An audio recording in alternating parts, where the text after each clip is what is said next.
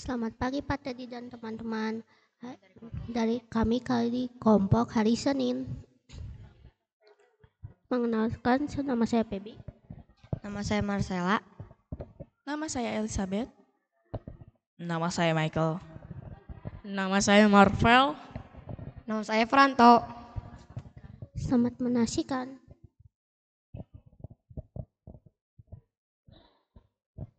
Berbelanja di Indonesia tahun 2050. Tokohnya saya sendiri yaitu Marvel. Tahunnya di tahun 2050. Tepatnya di Pasar Nusantara dan di Indonesia tahun 2050. Konfliknya ada kesenjangan digital, pengangguran akibat sistem otomatisasi, keamanan data pribadi, ketergantungan teknologi, dan hilangnya interaksi sosial.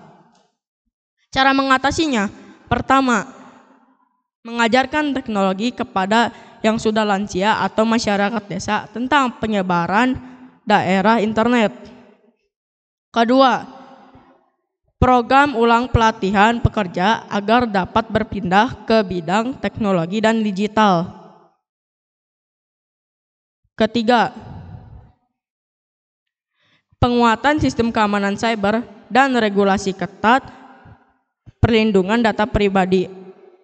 Keempat, sistem cadangan data manual dan kebijakan darurat tentang masalah teknologi. Kelima, kombinasi antara cara belanja fisik dan digital serta fitur interaksi sosial di dalam platform VR. Yang terjadi di akhir cerita, Indonesia dapat menyeimbangi antara interaksi sosial dan teknologi. Pasar hybrid Nusantara menggabungkan cara belanja fisik dan digital. Interaksi pun tetap terjaga. Masyarakat pun sudah beradaptasi dengan teknologi. Dan pekerja di sektor retail mulai berpindah ke bidang yang baru. Kini belanja lebih efisien, cepat, dan lebih bagus.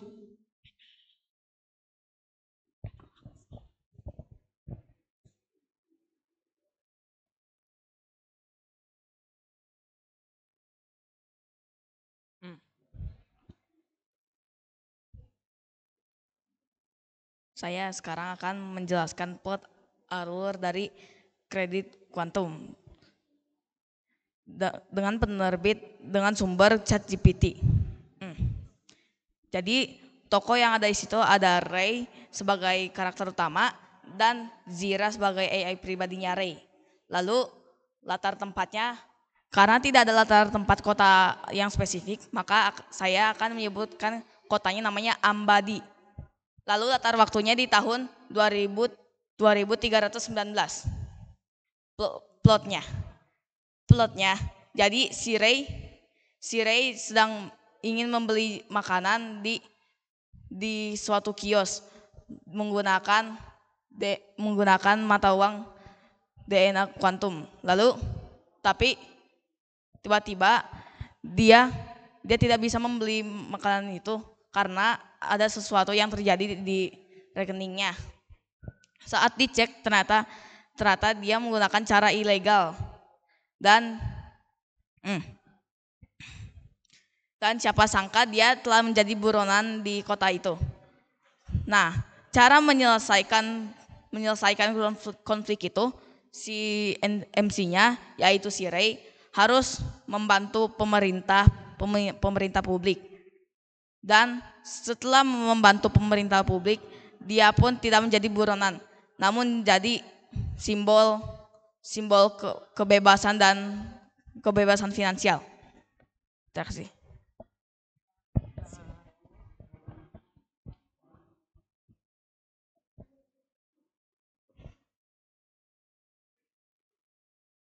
Ini adalah cerita fiksi ilmiah yang saya buat. Sekarang saya akan membacakan apa itu elemen-elemen dari cerita tersebut. Judulnya adalah Terjebak di Masa Depan. Tokoh Aiden dan Nana. Latar waktunya siang. Latar tempat di rumah Aiden. Konflik, banyak manusia yang terjebak di dimensi lain. Plot atau alur, Aiden mulai menyadari bahwa semakin banyak orang tidak kembali ke dunia nyata.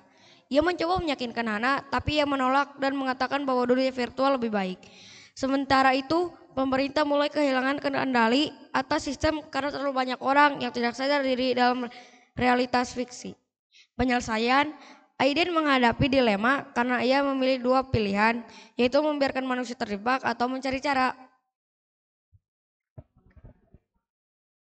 Saya akan menjelaskan elemen-elemen dari cerita yang berjudul Tokoh di Masa Depan. Latar waktunya yaitu di masa depan, latar tempatnya ada di sebuah toko futuristik tanpa antrean dan kasir. Tokohnya adalah Z, yaitu tokoh utama, dan sistem AI, suara lembut yang menyapa Z. Plot atau alur. Z menghadapi pengalaman baru dengan teknologi yang semakin canggih.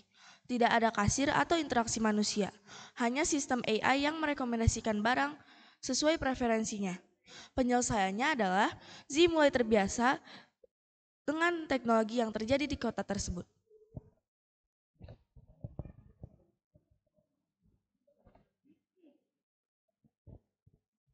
Elemen-elemen cerita. Judulnya yaitu Kendaraan dari Masa ke Masa. Latar waktunya ada di masa lalu, masa kini, dan masa depan, yaitu di tahun 1850, tahun 2025, dan juga tahun 2050. Latar tempatnya ada di Jakarta, Indonesia. Tokohnya yaitu Max. Max adalah seorang ilmuwan dan juga penemu. Konfliknya yaitu Max berhasil membuat kendaraan waktu dan ia ingin sekali menjelajah. Plot atau alur. Yang pertama, seorang ilmuwan bernama Max yang berhasil membuat kendaraan waktu bernama Chrono yang akan ia gunakan untuk menjelajah. Yang kedua, Max kembali ke masa lalu di tahun 1850 di mana Chrono berubah menjadi kereta kuda. Yang ketiga, Max kembali ke masa kini di tahun 2025 di mana Chrono berubah menjadi mobil listrik. Yang keempat, Max kembali ke masa depan di tahun 2050 di mana Chrono berubah menjadi mobil terbang. Penyelesaian. Max sangat puas dengan hasil penjelajahannya dan ia menyadari bahwa kendaraan bukan hanya kendaraan, namun simbol kemajuan populasi manusia.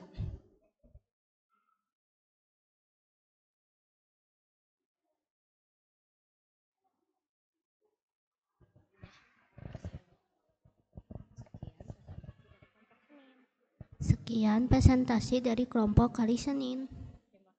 Terima kasih.